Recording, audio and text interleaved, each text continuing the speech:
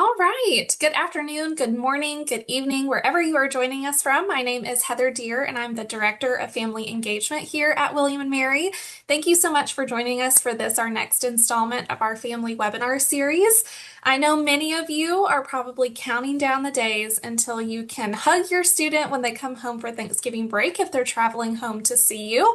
It's a chilly day here in Williamsburg, and it definitely feels like fall, so I know they're probably looking forward to seeing you, having a home-cooked meal, sleeping in their own bed if they are coming home to see you for the holidays. And so we have a timely topic for you this month for our webinar series. We're talking all things student mental health and how you can check in with them when you next see them. So I brought on a real expert today to talk us through this topic. I have Melissa Noble from the Counseling Center here at William and Mary. If you haven't joined us for one of our webinar series, we will have time for some Q&A at the very end, so hold those questions until the end.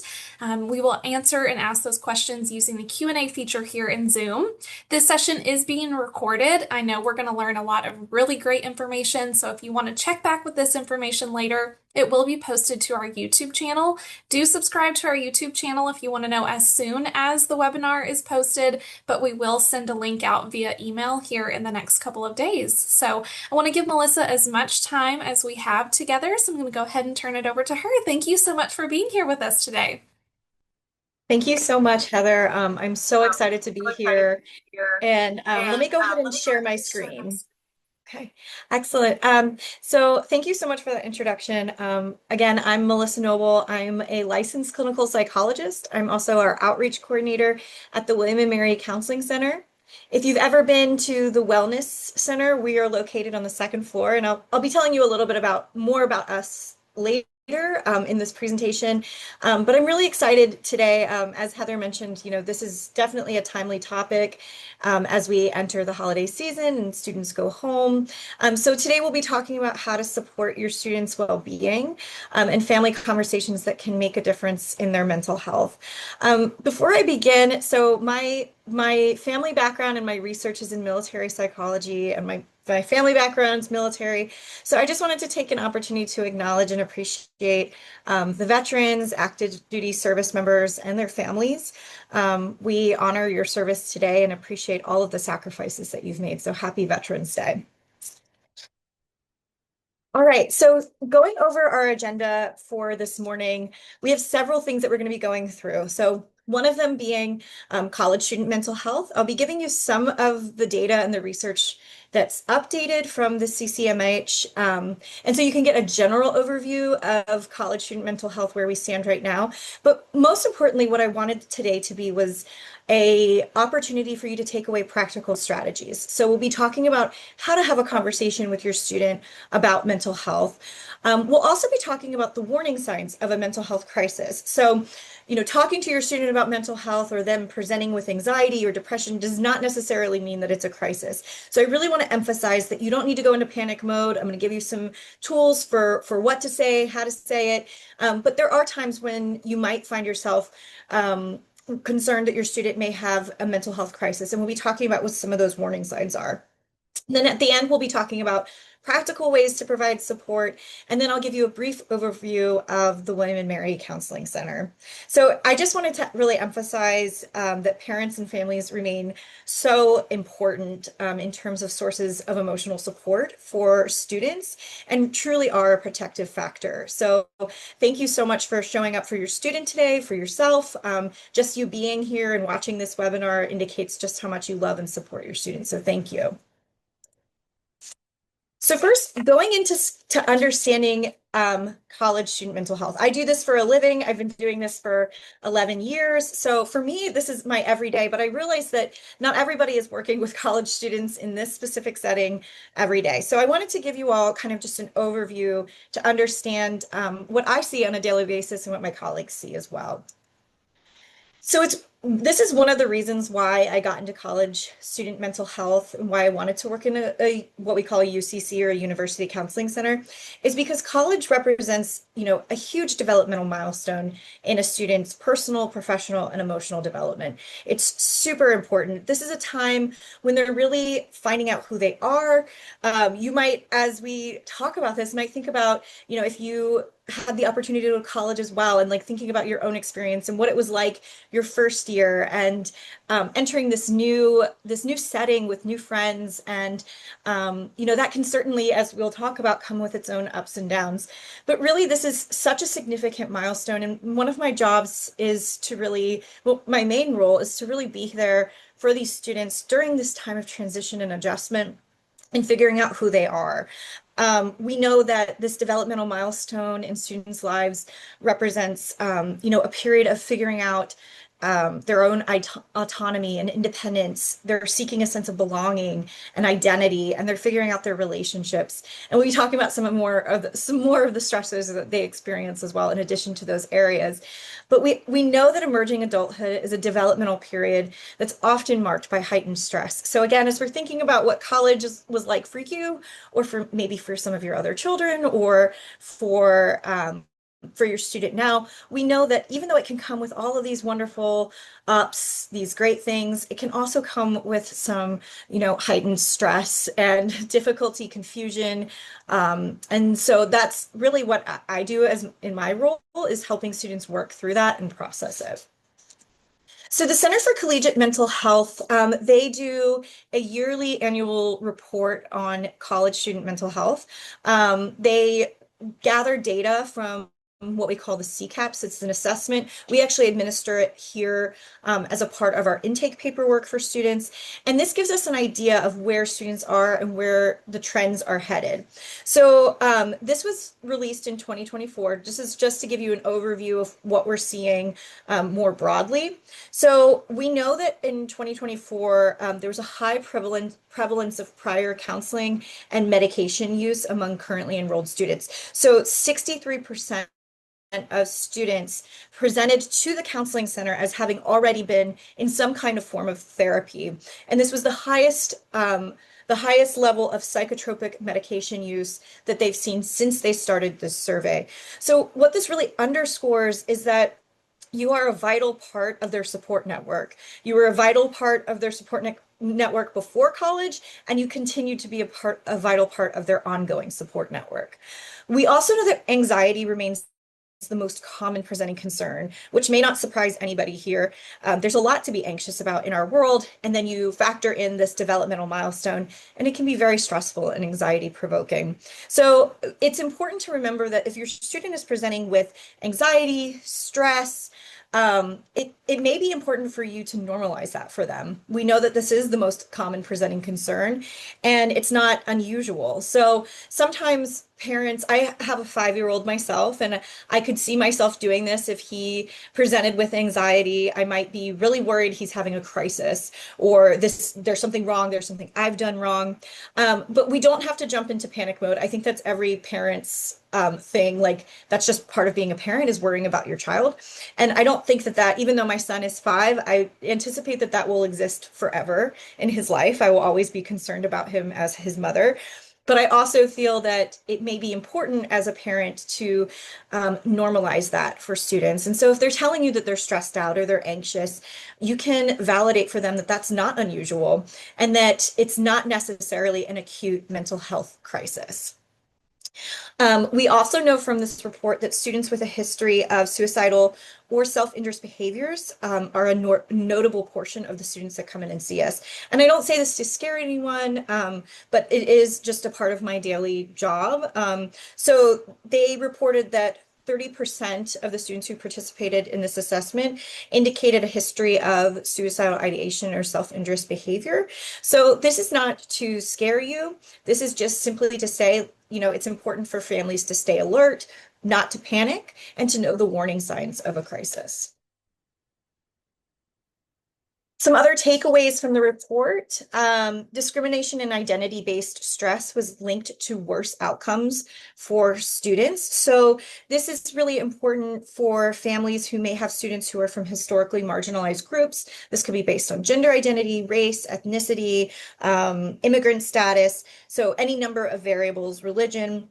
It's important to remember that if your student has any of these marginalized identities, that there is another layer of stress that they're likely experiencing. We see this all the time in the counseling center. And so it's really important for families in these conversations that you're having with your student to validate their identities and to encourage a sense of belonging, that they still belong here, they're welcome here, but to know that this is something that could add a layer of stress or multiple layers of stress. And finally, we found out from this survey in 2024 that counseling centers are effective, but resources are stretched. So this is something that I realize that this is something that affects my daily work. So we have, I think it's 12 staff members who are permanently here at the counseling center. And, that might sound like a lot, excuse me, but we definitely see a good portion of the students at William and Mary. And so counseling centers are effective at reducing distress, at intervening with students who need it, but they may not be ready or able to take on providing specialized care, especially for high-risk students, and in all likelihood are probably not prepared for that. I mean, prepared to refer, not prepared to treat. So I would say that this is something just really important, like for you as a family member, to remember to do timely check-ins with your students. That definitely matters and makes a difference, and to help them navigate the resources on campus, which we'll be talking about a little bit later. I just wanted to throw out a stat that in 2024, our counseling center provided 5,942 clinical appointments, serving 1,144 William and Mary students. This indicates 11.64% utilization of services amongst our total population. So we are really busy, but we're never too busy to see your student. This is what we do on a daily basis. We are, while I mentioned that resources are stretched and we may not be able to provide everything that we would like, it's really important to know and to make note that we are here for your student, and that, we will get them to the right place. So as you're thinking about this, as we're moving into sources of stress for college students, I want you to just take a moment, if you have a piece of paper near you, scrap piece of paper, or if you just want to think about this question, just take a moment as I'm talking to think about what are some of the sources of stress for college students. This is a question that I ask students when I talk to them about self-care and stress management in general. And I know that they oftentimes academics, relationships will come up as major sources of stress. So as you're thinking about this, just thinking about, like, if you were to put yourself in your student's shoes, what do you think that they might be describing as their primary stressors? These are some of the ones that I came up with, and certainly this is not an exhaustive list. We know that in college, there are lots of things to be stressed about. And it's just important for you to keep these things in mind and to have context so that you can support your student. So some of these things might include that transition to early adulthood, as I talked about, adjustment challenges, balancing their responsibilities, developing independence and autonomy. They might be a part of a special population or a historically marginalized group of students, and that includes minority stress as well, that added layer that we talked about. They're figuring out who they are. They're, moving from adolescence into adulthood. They're probably worried about academics and maybe work, finances, transportation. They might also be worrying about their next internship and preparing for a career. And I say might, but I mean definitely. They definitely present to us with these concerns all the time. Relationships and finding a sense of belonging. We know that these are very stressful for not just students, but for all of us. But, this could include family relationships, roommates and friendships, and romantic relationships. They're figuring out how to have close relationships with others, what that looks like transitioning into adulthood, and that can be very stressful. Environmental and cultural changes, so anything that's going on in our society can be very stressful. social pressures and expectations. So for me, when I was in college, which wasn't that long ago, but was definitely before the social media wave, I don't think this was something that I would have described as stressful, but nowadays, social media and technology definitely are something that that can create a lot of stress for students. It can cause them to compare, it can cause them, it can be like a maladaptive coping strategy. And not that I'm anti Instagram or Snapchat or Facebook or whatever social media, TikTok that they're using. I just see it used in unhealthy ways at times, and also providing it's a source of like constant comparison. And I think we can't underestimate just how much that affects our students' mental health. Sleep issues is something that I frequently hear. Usually it's undersleep, but sometimes it's oversleeping, maybe to avoid some responsibilities due to the stress.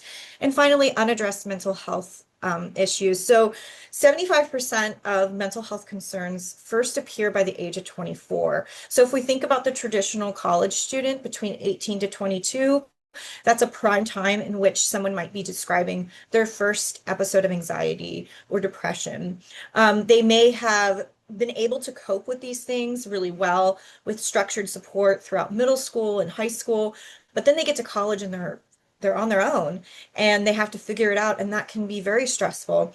And then they have the first experience of depression or anxiety, and that can be really confusing and overwhelming.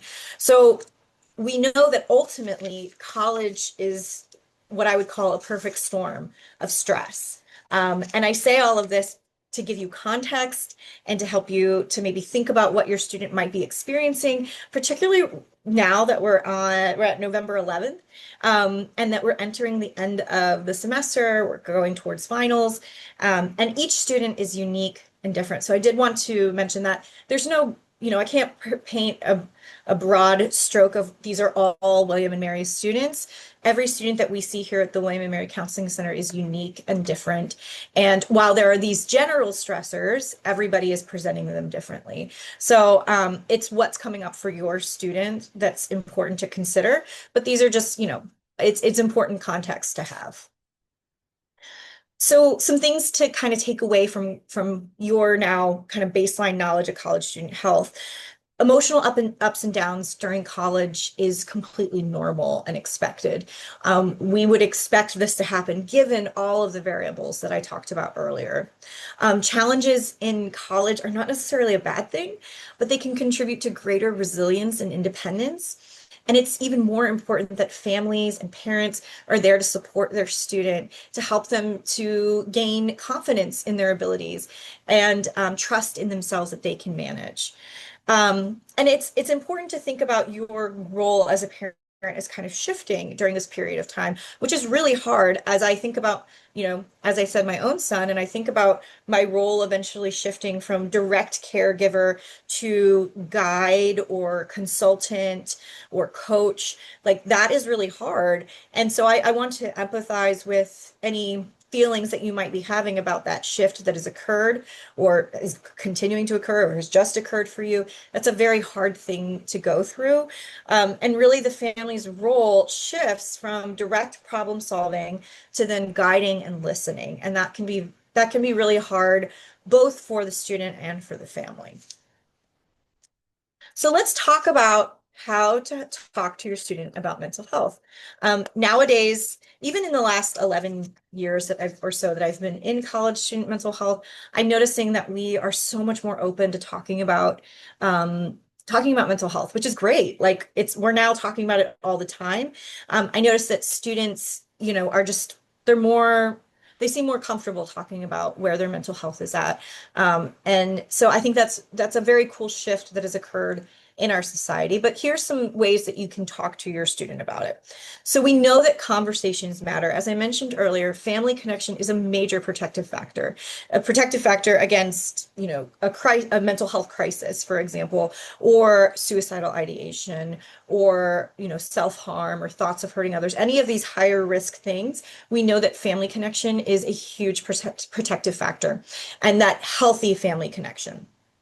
I find that students often want and they need empathy, validation, and connection with their parents or their families, but they don't need solutions, even if they're pulling for that. And sometimes they might need solutions. There's times that I still call my dad and my mom, and I'm like, what do you think I should do about X? But most of the time when I've been reaching out to them, throughout college, I was looking for them to say, you know what, that sounds really hard. And, I can understand why you feel that way. And is there anything that we can do to help or support you at this time? Not, hey, Mel, go and make more friends. That might be easy, the best thing for you to do. So again, shifting away from direct problem solving and towards listening and validating and empathizing with your students' concerns. So how to have this conversation. Here are some ways that I thought of that you can start a conversation with your student about mental health. You can start with simply, how was your day? Oftentimes as a therapist, I've been trained really throughout my graduate career to ask very open-ended questions. So what brings you in today? That's a way that I would start a conversation. And again, that you can use this as well. How was your day? And just being open to whatever that looks like. Maybe it was good, maybe it was bad, maybe it was good and bad. But just opening that up for them. How have you been managing everything this week? So you can say, I know that, everything's been stressful. How are you managing everything? How have you been feeling lately? College can be overwhelming sometimes. How are you doing? And this might be one, you can have it on the phone, you could have it on FaceTime, you could do it in person over Thanksgiving. Or if you know that your student's been having a rough semester, you could say, I realize it has been a tough semester. How are you coping or how are you doing? It really doesn't have to look anything other than these kind of simple ways of opening up the conversation to allow them to disclose or not disclose how they've been feeling. So here are some do's and don'ts of starting this conversation. Listen with curiosity. So sometimes I think we're really apt, as I said, as parents especially, we want to solve our child's problem. Like we don't want them to suffer, we don't want them to worry or to be in any kind of distress.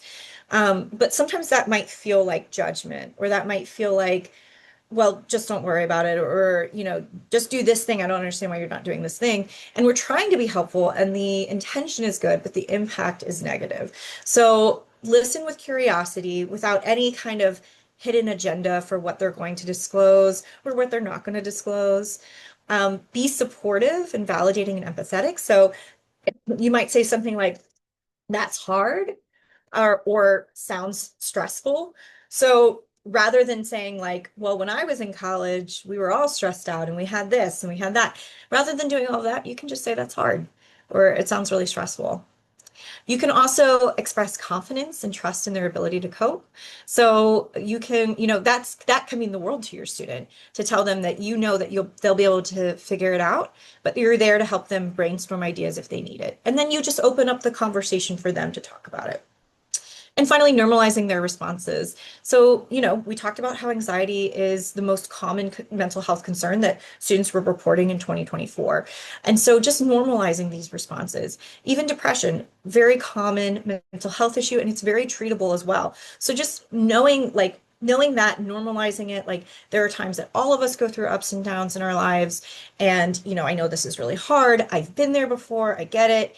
You will get through this. This is not the end of the world, whatever it is that you need to say to normalize what they're experiencing. Some other do's. So be present. So if your student is is opening up or inviting you to if you're inviting them to have this conversation and they're receiving that invitation and wanting to have that conversation, be really present with them. So make sure that you're in a place that's private, that you don't have, your laptop out or other distractions, that you can be truly present with your student.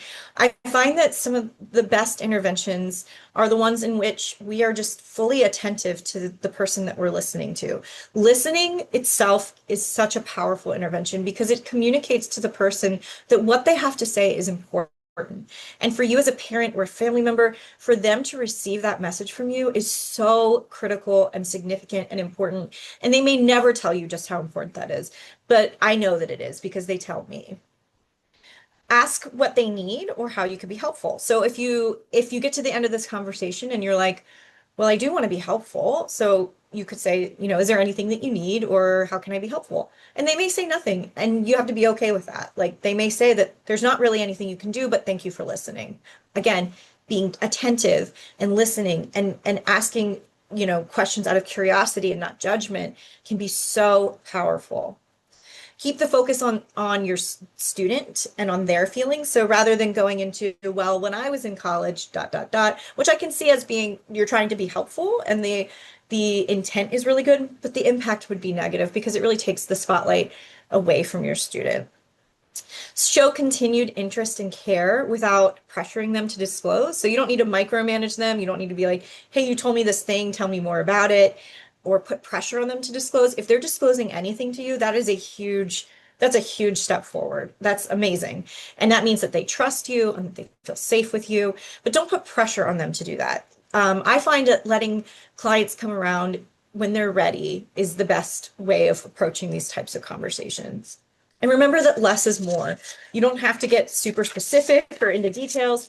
It can be simply just, how was your day? And it might go from there. And some don'ts. So using stigma-based language. So using words like crazy or you're unappreciative or you're being dramatic or you're weak. Any of these types of stigma-based language or words can be really harmful to students and can make them not want to disclose to their parents or families if they're struggling. So really avoiding that type of language and those judgments. So we also don't want to minimize or criticize or dismiss their concerns. So an example might be, well, everyone gets stressed out in college, or you just need to tough it out. These are things that as I said, I think that people might try, or maybe they're trying to be helpful, but inevitably it's not helpful for the person that's receiving that support. We don't need to jump straight to problem solving. So have you tried this? Have you tried that? Are you doing this? Are you doing that? It's again, just keeping that conversation open.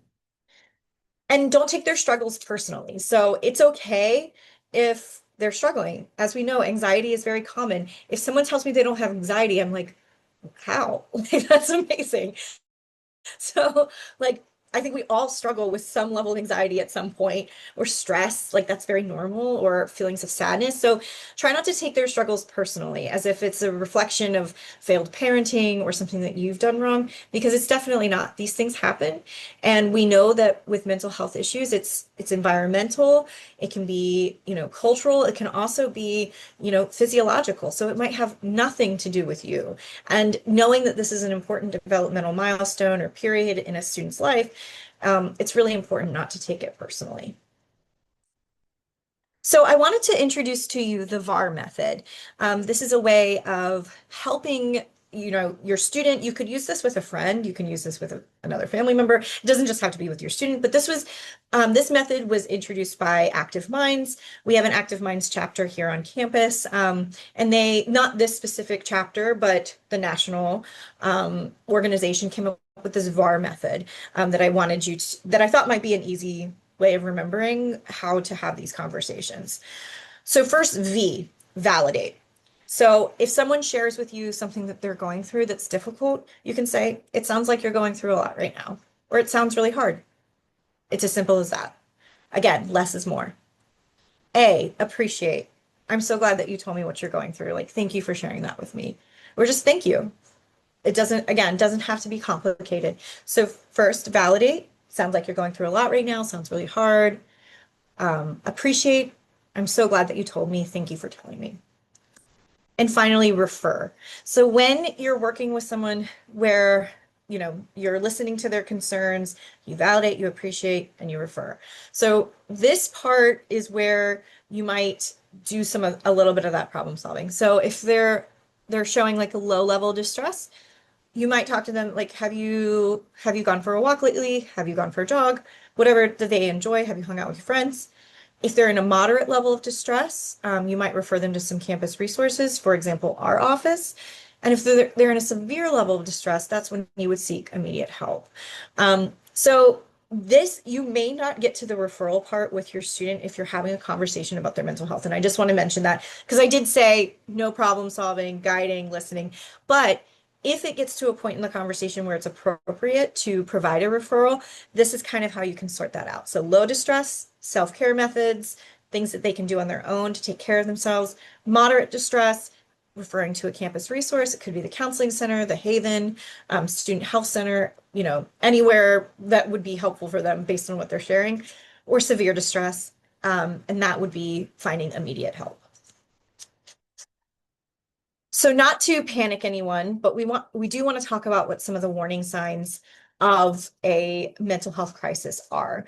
So one of them, this is from the Office of Wellbeing at Wake Forest. None of these symptoms, agitation, hopelessness, self-neglect, personality change, or withdrawal, none of them are, an absolute crisis in and of themselves. Like one thing may not, somebody who's anxious may feel a little bit more agitated, and that's totally fine.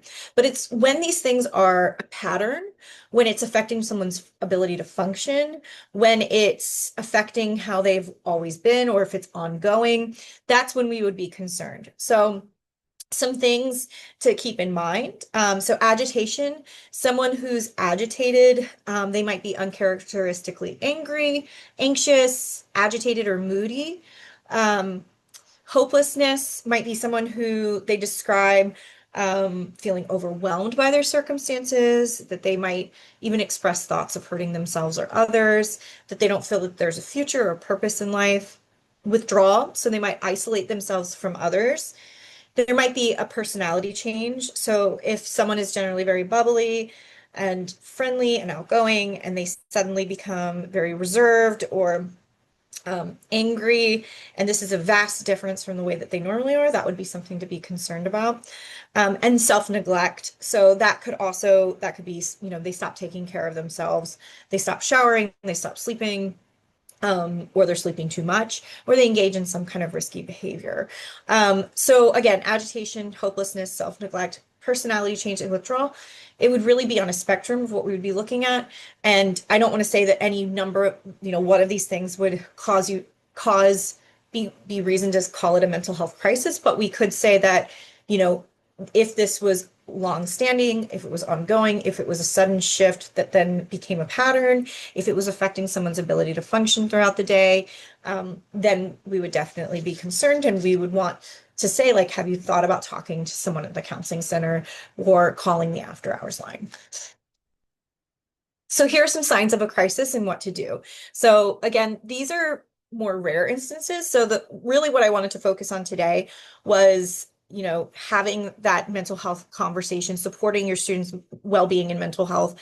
And this is more, this would be a more rare instance, but I do think it's important to be aware. So some indicators of a crisis, any number of those symptoms that I described, in addition to physical aggression towards someone's own body or towards others, threats of suicide, presence of a weapon, and if there's any situation in which medical attention is required. So actions, if it's a crisis, you could contact the counseling center or call campus police. If it's an emergency and it's a life-threatening situation, we would call 911. In any of these cases, obviously, it's going to be situation specific and based on the circumstances at hand. We also have ways of reporting a concern, should you have one. One of them being the care concern, which is located here at the top. This is from www.wm.edu/report. So this is reporting as a parent, alumnus, or other. So you can contact the police, you can file a Title IX sexual harassment claim if you have free speech concerns, and right there at the top, the care concern. So if you had something where you were really concerned about your student's mental health, you were thinking it's verging into a crisis, you would definitely want to complete that. And again, we could use that VAR method, validating, appreciating, and then in these cases, probably it would be somewhere between a moderate and severe distress. We would want to get them access to resources and or immediate help. So just remember that as a family member or a parent, that you are like this carabiner. You are a connector, you're a link between the student that you're concerned about and the resources that they need. You absolutely do not need to be their therapist, their psychiatrist, their doctor. You don't need to do any of that. That's why we're here. We're here to do that work. And I don't want you to feel pressure to do that work for them or with them. But please know that you are connecting them to the next step, which is sometimes the greatest thing that you can give someone. So here are some ways of practically providing your student with support. So we've already talked about this, but normalizing help seeking, telling them that it's totally normal for us to go through ups and downs and to need additional support at times. You could also try establishing connection rituals with your students. So what that might mean is maybe you call them at the same time every week or at the same time, I don't know, every 2 weeks, something like that, where it's this ritual where you all connect. Um, Maintaining open communication without judgment. So we talked about this earlier around expressing curiosity without judgment. You know, we all have judgments. That's like, we're not going to be devoid of judgments, but really just being open to what your student has to say.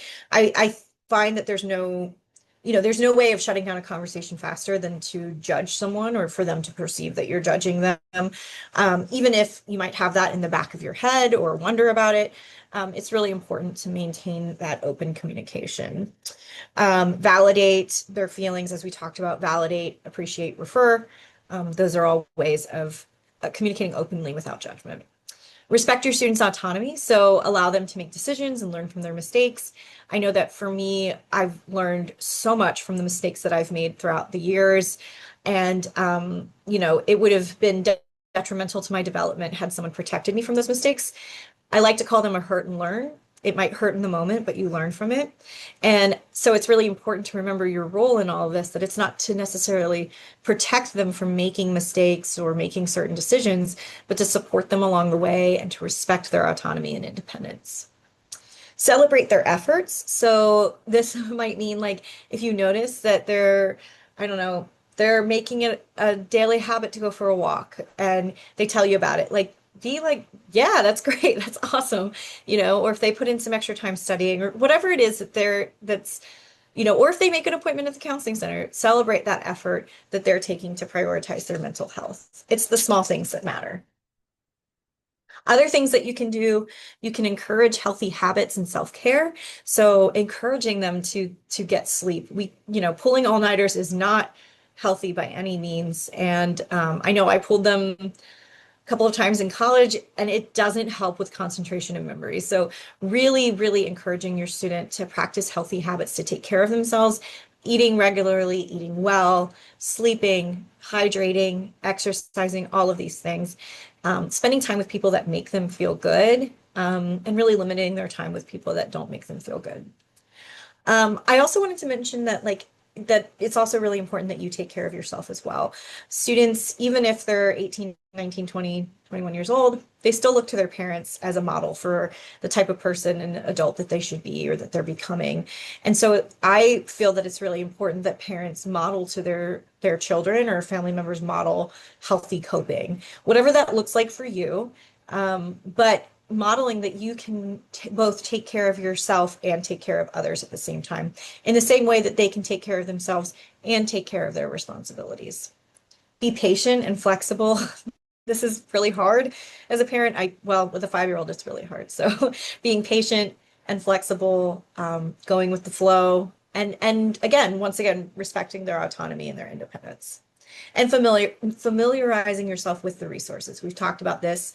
Making sure that you know what the resources are, what's available to students.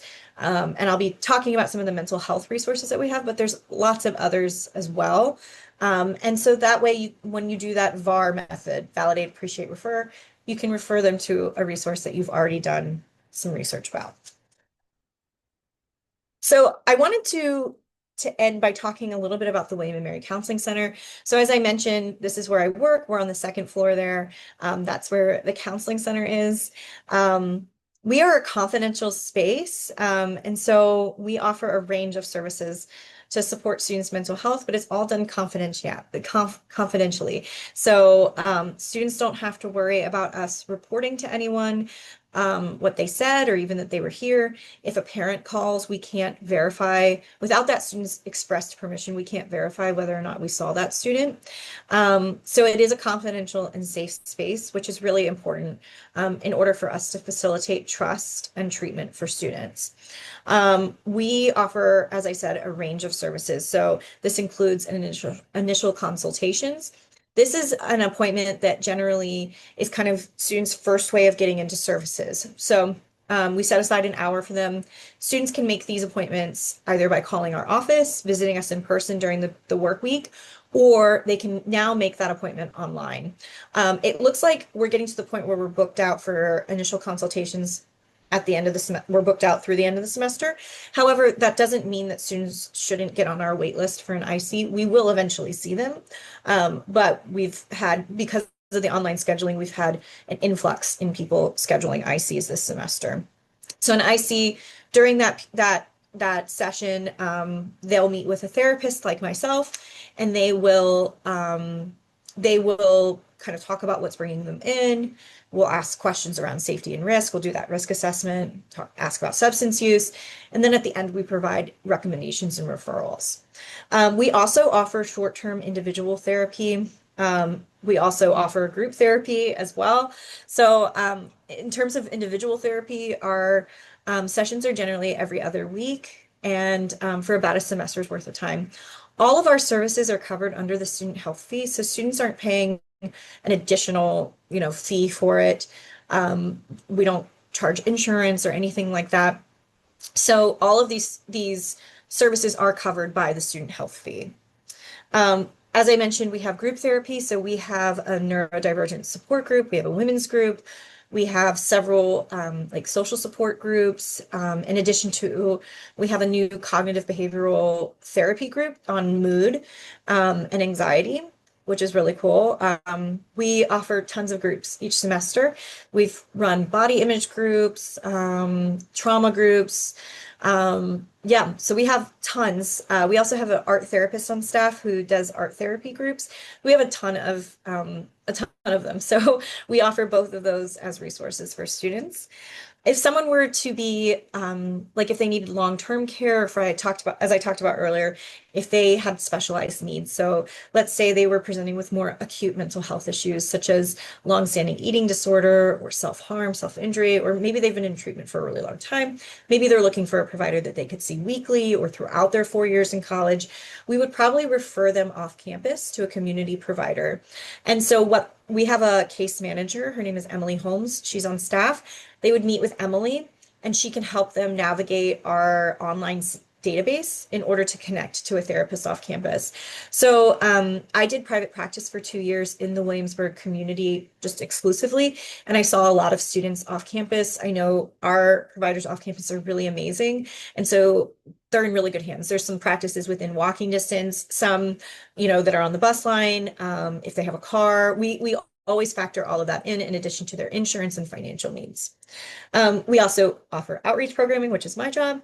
So I get to go out and present to groups of students, families, organizations, telling them about our resources, but also providing psychoeducation like I've done today. And finally, we have crisis services. So I wanted to mention this, that if a student is in crisis, I mentioned you could refer them to us. If they're in crisis and it's not an immediate or emergent issue, like they don't need to go to the emergency room or seek medical help, you can send them to our office. We're open Monday through Friday, 8 to noon and 1 to 5 for what we call urgent hours or walk-in hours. If a student is in immediate distress, we can see them then. It's usually a time-sensitive issue, and we will see them during that period of time. They don't need an appointment. They can also call our office if we're closed after hours, and they can talk to an on-call counselor. That that number is our 221-3620 number, which is just our office number when we're open. And that's available to them both after hours, weekends, holidays. There is always somebody who's available to speak with them. In addition to that, we have Timely Care, which I'll be talking about in a second, and they offer a service called Talk Now. All students have access to Timely Care for free, and they can go on and use the Talk Now feature to speak with a therapist within 4 minutes. So that's a really great, opportunity if they're feeling in distress and they're needing immediate support. As I mentioned earlier, I think I said 11 or 12 full-time staff clinicians, but we have 12 including our case manager. So we have 11 full-time clinicians, 1 case manager, and 6 doctoral trainees here on staff. I've already talked about this. We offer the urgent appointments, the walk-in appointments Monday through Friday. We're just closed during the lunch hour from 12 to 1. Usually it's a little bit easier if students, if they do have an urgent or time-sensitive need, if they come in the morning, because we usually get backed up towards the afternoon. But of course, we'll see them at any point during the day.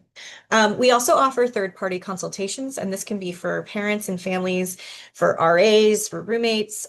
So what this is, I'll meet with a student or family member or parent, and they're just wanting consultation. So they'll describe to me the situation, and then I'll be able to provide them with a recommendation or referral for the person that they're concerned about.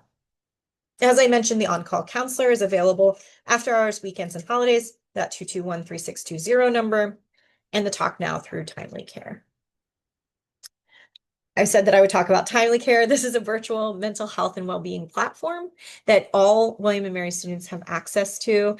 They offer individual therapy. So, like as I said, our our individual therapy is sometimes limited to every other week for about a semester's worth of time. Through Timely Care, every student who's enrolled at William & Mary has access to 12 free telehealth sessions per academic year. And then it starts over in August. So they'll get an additional 12 sessions. This is really great because they can access it anywhere in the United States. Again, no cost to currently enrolled students. In addition to these services, they offer health coaching, psychiatry, and self-help resources. So this is a great platform for students to use and one that we often refer to. They just use their William & Mary credentials to sign in. So those are some of our resources, but I did want to kind of close us out by talking about, it can be, I know from my own experiences, like it can be really hard to be a parent, and it can be, it's a lot of work. And I mean, it's the most rewarding job in the entire world, but it can also be a lot of work. So I wanted to show you this graphic of like, this idea that you have to care for yourself. You have to give yourself rest, sleep, alone time in order to be able to care for others. And that includes your children, to be able to offer them empathy and guidance and kindness, and not just your children, but everybody in your life as well. So just remember that you have to take care of you before you can take care of others. We know that self-care is about refueling in healthy ways, and it allows you to carry out your responsibilities. So it has to be ongoing and preventative, consistent, but not necessarily perfect. So this might mean not necessarily doing a single act like a bubble bath or a face mask, but maybe it means setting some better boundaries in your work life for yourself. Or maybe it means that you invest more in your relationships, or you start setting more time aside to budget your money better. These could be examples of self-care, and it helps you to keep going. It also includes all those other things that we talked about as well, the healthy coping with, exercising regularly, hydrating, eating well, making sure you're also getting enough sleep. And it's important to remember that you're modeling these healthy self-care and boundary practices for your students. So they're watching you, even if you don't think that they are. They're watching and observing you and seeing how you take care of yourself. And I think it's really important for parents to realize that, we are modeling to them the ways that they should take care of themselves as well. So just remember that you have to take care of you in order to take care of others. So there are my references for today. And finally, I just wanted to, again, finish by saying thank you for everything that you do. Just the very fact that you're attending this webinar, that you're viewing this at some other date, just shows how much you care about your student. And I really appreciate it as a clinician, staff member, as a fellow parent. So thank you for everything that you do to support your student. This is a link to our Instagram page, so feel free to like us on Instagram. We keep it updated with events that we're doing and different announcements that we have on from the Counseling Center. So please like us or follow us when you get a chance. Thank you so much. Thank you so much, Mel. That was such great information. And I know parents are really going to appreciate having a recording of this that they can reference as needed during their students' time at William and Mary. We have just a few questions and time for just a few questions, but if there are any other questions, please drop those in the Q&A and we'll see if we can get those answered. Someone did ask, and I'll answer this one. It's an easy one. What building is the Counseling Center in? It's in the McLeod Tyler Wellness Center, which is just next door to the Sadler Center, and it's a gorgeous space. So even if students aren't necessarily visiting the Counseling Center, I find it's a really popular spot for students, especially this time of year, if they're looking for somewhere quiet and very peaceful to study. It's a beautiful space. And families, next time you're on campus, I encourage you to take a tour and take a look around. I also want to mention, Heather, that in addition to the counseling center being on the second floor here, we also have the student health center downstairs that's directly below us. But the Wellness Center also offers a ton of programming for students. So, if you're like, hey, my student would benefit from going to a yoga class and just decompressing for an hour, they have that. And they have tons of different meditation classes, yoga classes. They have Reiki, massage, acupuncture. There is a ton of programs and services that are available through the Wellness Center, and they can look at that and book things through the Wellness app. That is a great point for sure. A family member asked a good question. If you've been problem solving for your student to this day, how do you actively step back from that? Ooh, that's such a good question. That's such a good question. Yeah. Oh, wow. Yeah, so if you've been doing that for for a long time, you've been actively problem solving for them, I'm guessing this is coming from a really good place and great intention, but you may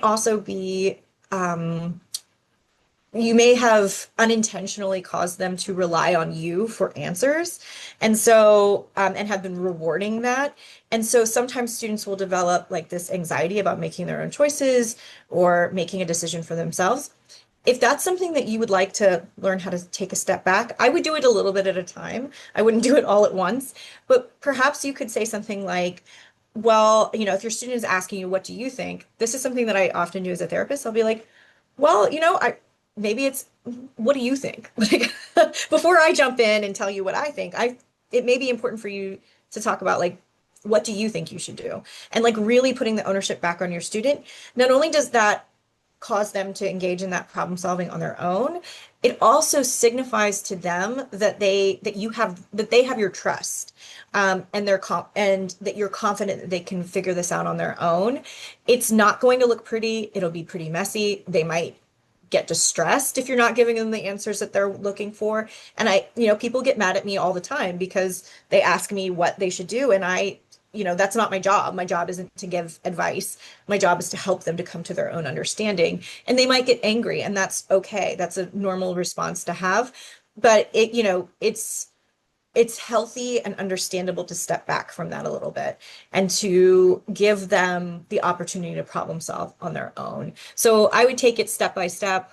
I wouldn't do it all at once, but I might make the conversation like centered around them and helping them to problem solve and brainstorm, and also telling them that you trust that they will know what decision to make.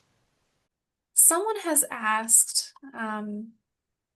my daughter says that a lot of students talk about transferring anytime they're stressed.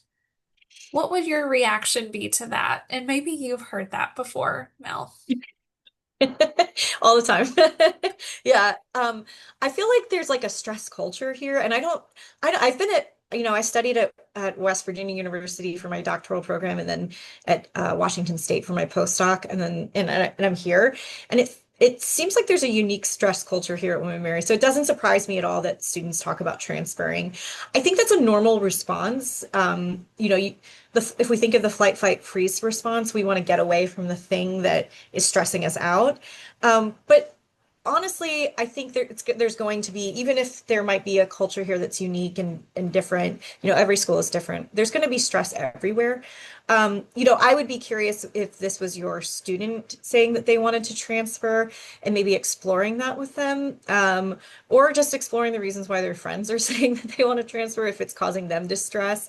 I also get the sense that people say a lot of things when they're stressed out. They're not thinking rationally. And so, they're thinking emotionally, I want to get away from this thing that's causing me distress. So I don't know how much, I feel like with transferring, it has to be like a very like an informed decision and a wise choice. That still comes with its own stressors, and like whether they go somewhere else or they stay here, it's going to be stressful no matter what. But I would say that like helping them to develop some coping strategies for that stress, certainly acknowledging that they're a whole person, they're not just a student, and that they can that they need to tend to the other aspects of themselves. But in terms of people talking about transferring, yeah, that happens a lot. And if somebody's seriously considering it, I'm working with several clients right now and have for several years on whether they should transfer or not. And some people do, some people don't. But a therapist could really be helpful in helping them to problem solve that and weigh the pros and cons. My last question that I'll ask, my student has visited the counseling center and your team was very helpful. Thank you. However, I'm concerned that the thoughtful engagement and successive appointments might encourage dependency. How do Mm. we ensure our student is moving toward healing? Wow, that is a great question. Yeah, I would definitely, that's something that I am concerned about all the time with my clients is like not wanting them to become over dependent on a therapist in order to cope. So if they're seeing someone, hopefully that therapist is thinking that too. Given that we have a short-term model of care here, it usually works out that students get to the point where, they get to a point where they're like, okay, I think I can do this on my own, and usually that'll happen. But sometimes in other cases, I can see what you're talking about, that people over depend on therapy, and it's really the therapist's job to have that conversation with them about, do they do they really need this? Like, are they able to, what's kind of driving their dependence on therapy? I also think that, like, as a parent, you could bring up your concern in a very empathetic way to your student, as long as it didn't come across as judgmental, or you could say something like, you talk about therapy a lot and it seems like you've made a lot of progress. Like, have you thought about, at some point taking a break or seeing what it would be like to go what we call PRN, which is as needed, or going to monthly, and seeing how they do. It's very, very normal for people in therapy to go from being seen more frequently to then being seen less frequently to then not needing it. It's very, very common and actually a very normal trajectory for clients. But perhaps having that conversation with them could be helpful. And you could express openly like your concerns, like maybe they would become dependent, and like, should they talk about that with their therapist? Again, it's always nice to like defer to the therapist and be like, you should talk about this with Mel and see what she thinks. So I would definitely, rather than hide your concerns, I think you can have that conversation in an empathetic and kind way. And I love, Mel, hearing that perspective from you of, actually, it's my job as therapist to also be thinking about that. And for a Right. family member to hear that this is really it's a relationship between the therapist and client, and one that Yes. there are both sides who are thinking about that relationship and its dynamic and Yes. the client ultimately. So thank you so much for spending time with us. This was Thank truly you. so wonderful. It was such a good Thank you. use of time. And hopefully, families got a lot out of this conversation, or at least have this as a good reference point moving forward. This recording will be posted shortly, and then we will wrap up our semester webinar series in December with one about returning room selection. So, thanks everyone for joining us today. Hope you have a lovely afternoon, evening, wherever you're joining us from, and I'll see you on the next one. Bye, everyone. Bye. Thank you, Heather.